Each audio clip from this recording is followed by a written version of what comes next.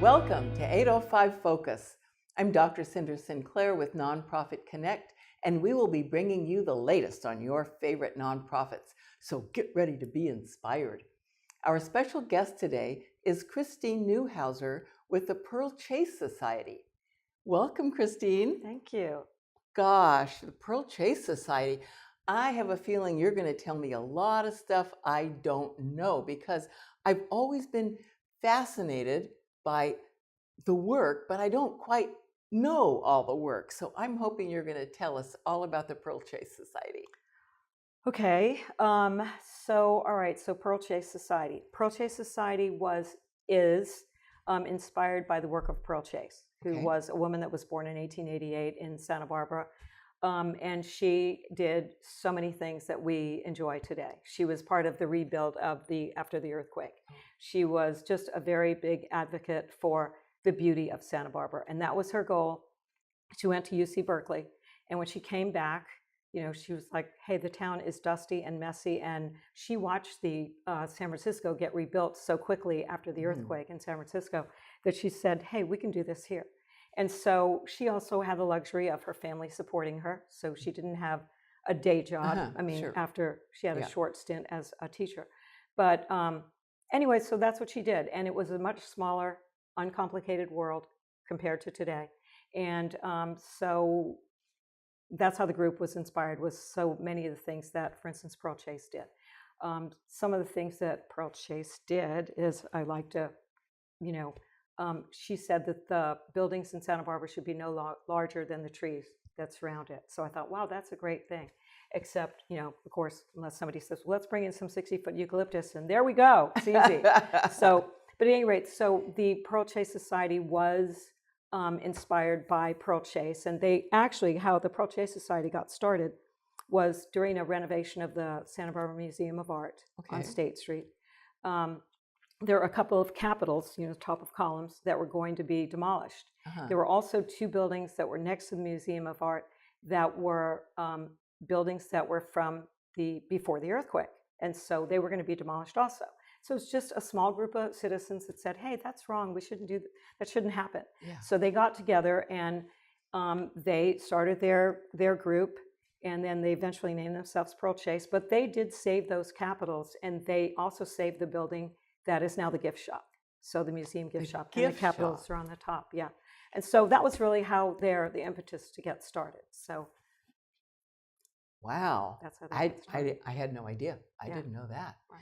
So tell us what the Pearl Chase Society does today. What are your main activities? Okay, our main activities. Well, I think most people would know Pearl Chase Society from the historic house tours that they would do. Yes. And they did that for years, and that was their main fundraiser, because you have to have money to actually have, any traction, right? Yeah. And so that was their main focus. Well, that was their main fundraiser. And they started that in about 1982. Okay. And they, I think it was very popular, and they raised quite a bit of money. And then during COVID, they were shut down. They were doing their 18th annual tour and house tour. And then when COVID happened in 2020, they were shut down for that. Yeah. And so we are trying to resurrect that now, but it's a little bit harder now because people are so shut down in a certain respect. They really are. Right. And guarded, and I don't blame them. But on the other hand, we did a virtual tour, and it's just not the same thing. Yeah. It's just not the same thing. You don't have you don't have the camaraderie of people standing in line and going and appreciating a theme, because the house tours always have kind of a theme and a neighborhood.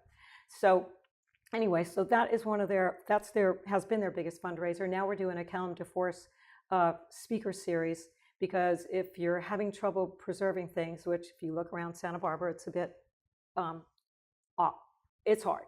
And so you have to at least educate people. So let's educate people to say, hey, preservation matters, history matters. If you don't, then it'll be gone, and you'll say, wow, what happened? It looks just like Los Angeles.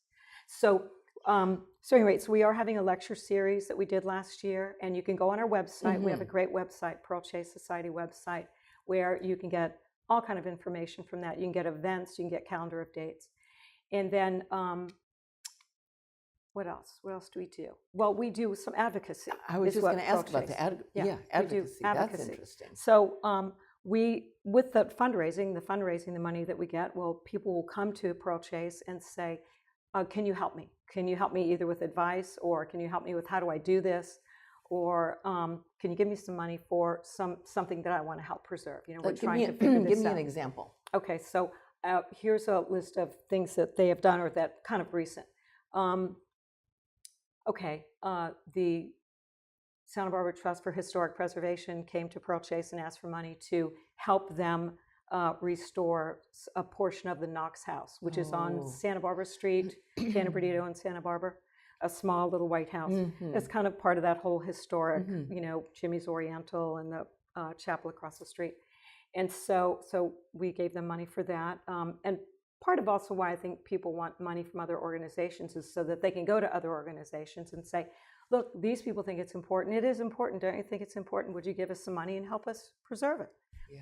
So let's see, we gave money to the city for when they redid 1118 East Cabrillo Boulevard, the Cabrillo Pavilion. And so we gave them money to memorialize Pearl Chase's name, because they were offering people to pay to name rooms in there, much like stadiums do today. Sure. And so let's see, what else do we give money to? The Stegosaurus, I'm probably saying this wrong, the Stegosaurus walls, those walls that are on Mission Canyon right on Puesta del Sol, you know, by the museum.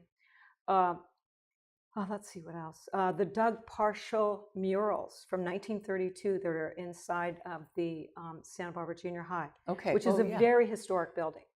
And so, I mean, that's, I think, one of the 3 most historic buildings in town. I'm sure someone will probably disagree with me, but the courthouse, the Mission, and then that was built as a work program. And so you had all these talented craftsmen that were working on that because people needed a job. So the junior high is really a beautiful building. Yeah. What else have we spent money on? Oh, the main Beggs farmhouse, which is in Goleta. So they came to us and said, hey, can you give us some money? We're trying to restore this and make this be, you know, a lot of people they'll make it an educational center. So that's what they're doing. That's on Hollister, kind of by Magnolia Shopping Center. I'm probably wrong on the cross street, but anyway, so we gave money to them for that. Let's see, who else have we given money to? If we don't have money, we will give advice. You know, some people have come to us and we said, we just don't have the money for how much you need for that, you know, proposal. And so we'll see if we can help you. Here's where you should go to help make that happen and look for some other money. Oh, so you'll help, you'll give them advice on, okay, here's the project we want to do. How much do you think it's going to cost, and who should we go to build it? Or to get a grant. Or to get a grant. Okay. How can you go and get funding to do what you're doing, and what is the order of what you should do something? We gave money to restore the Santa Barbara courthouse, you know, the fountain in the front. The fountain, the beautiful lady. So we gave money for that. What else can I think you of guys that are we busy. Gave money to? Always preservation. Always, definitely, always preservation, because beautiful things, no matter what, just like anybody's house, they have to be restored. They have to be maintained. Yes. You know, deferred maintenance is what ruins things. Oh, Franceschi House. So how did I go there? Well, Franceschi House is one of the things that the Pearl Chase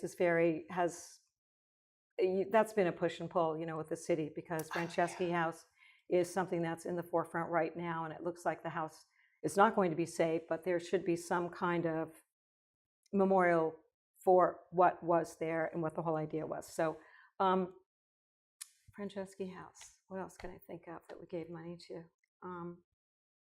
Boy, it'd be great if that Franceschi House had to have been amazing in its time, huh?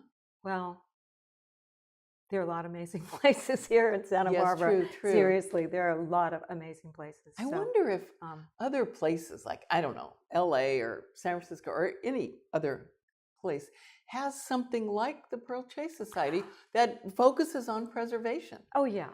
Yes, I think it's very normal. Almost every city does that. Oh, okay. The thing about Pearl Chase, compared to probably a lot of other organizations, because we have the Trust for Historic Preservation, you have the Historic Museum, you have a lot of different groups that have their niche in what they're trying to do. But for instance, we are completely nonprofit, all volunteer, organization. And so Okay. that's why, funding is so important for us. That's why a fundraiser, or like we're doing, our Calum DeForest lecture series. You got to have money to have some clout, right? To make people, and you have to have money to help people. So, that's So what we need. We need donations. We need members. We need, infusion of young blood.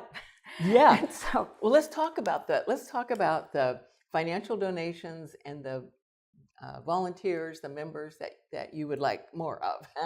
So a person can go on your website, and I bet there's a donate now button. Absolutely. So they can make a tax-deductible financial donation to your good work. Yes. While they're there, they can also find out about how to join.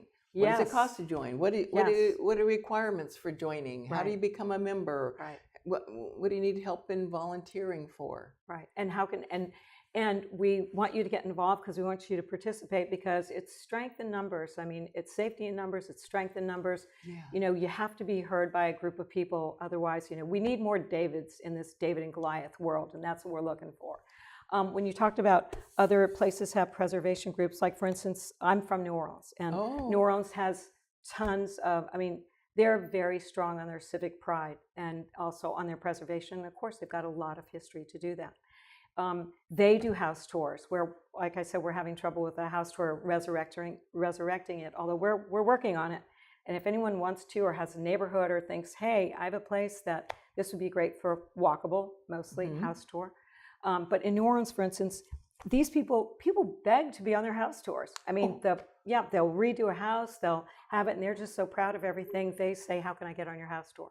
So, another city that has a lot of civic pride is the city of Redlands. I went there kind of in the last couple of years, and it is just so beautiful. Very similar to Santa Barbara in that it's from, not that way, but it's from about the 1850s, and they have historical areas that are just preserved beautifully, and they still have streets going down their main street. I think it's even called State Street.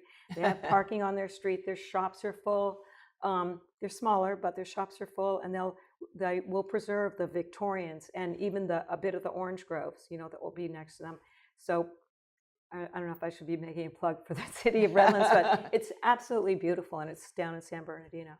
So wow, so here you folks are doing all this important work that I bet a lot of people don't even know about, and yet they appreciate it, but they don't know about the Pearl Chase Society or what you do. I think actually a lot of people know about the Pearl Chase Society. I don't know if they know as many things that Pearl Chase has been responsible for helping, assisting, save things. Right. But for instance, you do hear Pearl Chase get quoted often at Architectural Board of Review or Historic Landmarks Committee or Planning Commission, where citizens will say, well, I wonder what Pearl Chase would think about this.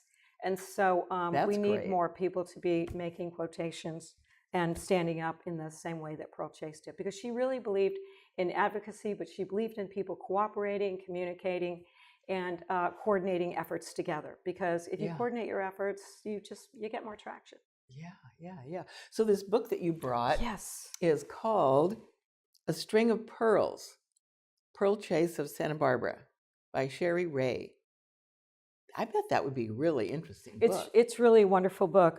Sherry Ray is our editor for the Pearl Chase, but she is a writer. She's a local writer. And so she did much research actually during COVID, and she wrote this book, and it's just a wonderful book. I mean, this would be a really good book for any person to give, for anybody to read, but also for someone to give. I don't mean to be like this, I'm not sexist at all, but to give a young girl, there's a lot of good advice in this. Oh, I see. And, yes, and I'm not a feminist, and I don't know if she would have considered herself that, but I am an equalist. And there is a lot in here that's just like you go, oh my God, this is great. I'm going to take a picture of that and send that to somebody because, so at any rate, I'm going to get that book. Yeah, you should get it. It's really a good book. Now, you folks, let's see, you also do some education? Well, that's what we... yes. I mean, well, that's part of our Calum DeForest series. Is what we are doing is we are, like we said, we have a speaker series. So we have people come in and they talk about different aspects of. One of them was about Calum DeForest himself. Another one was about David Gebhardt, who was another important person, Mm-hmm. an architect who also worked for the city. And so he ended up getting, he was, I don't know if he worked for the city, but he was on the ABR. And so he might have been on HLC. But so they named the David Gebhardt building, for him over at Public Works.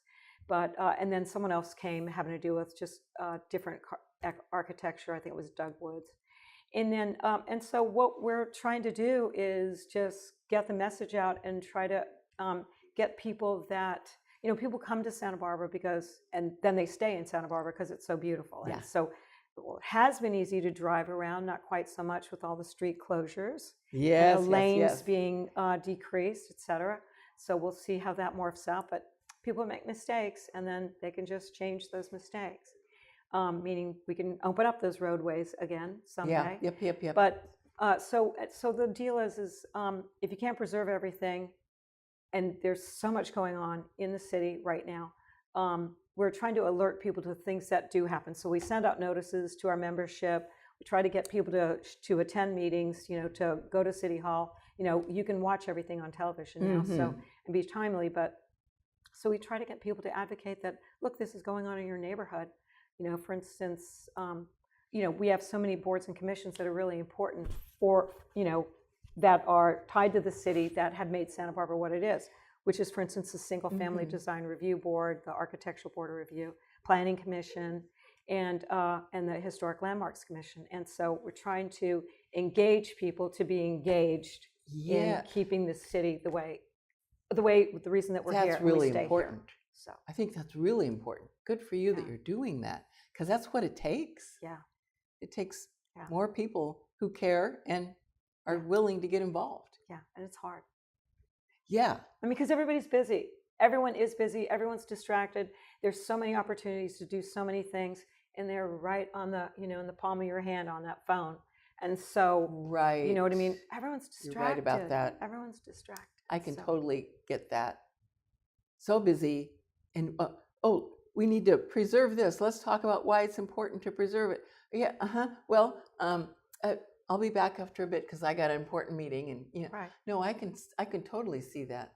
So part of it's helping people understand why it's so important right now, right today, right this minute, and just show up and say, hey, I agree or disagree, even if that's all you can do. Look at what's going on with our town. Look at State Street. Look at De La Guerra Plaza. Yes. Look at all the road closures. Look at all the building for the housing. We have huge changes that are coming right before our very eyes. And, yes, we do. We are in the middle of it. Yeah. So anyway, okay, Christine, we have about a minute left. Is there anything else you'd like our audience to know about Pearl Chase Society? Well, I encourage people to go to the website because there's so much information there, much more than I could ever divulge. And if people would like participate in your world, in the world that you live in. And so we're just hoping people will come, that they'll engage with our, like I said, we are a nonprofit, all volunteer group. We could really use help. And so, because there are, like I said, numbers, you need numbers, and we need people that care.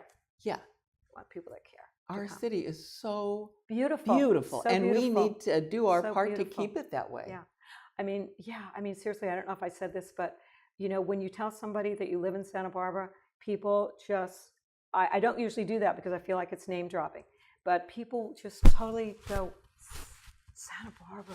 And they say it with awe and with reverence. And you're like, it's so beautiful. She's like, it is. And it's our job to keep it that way. With a lot of hard work by a lot of people.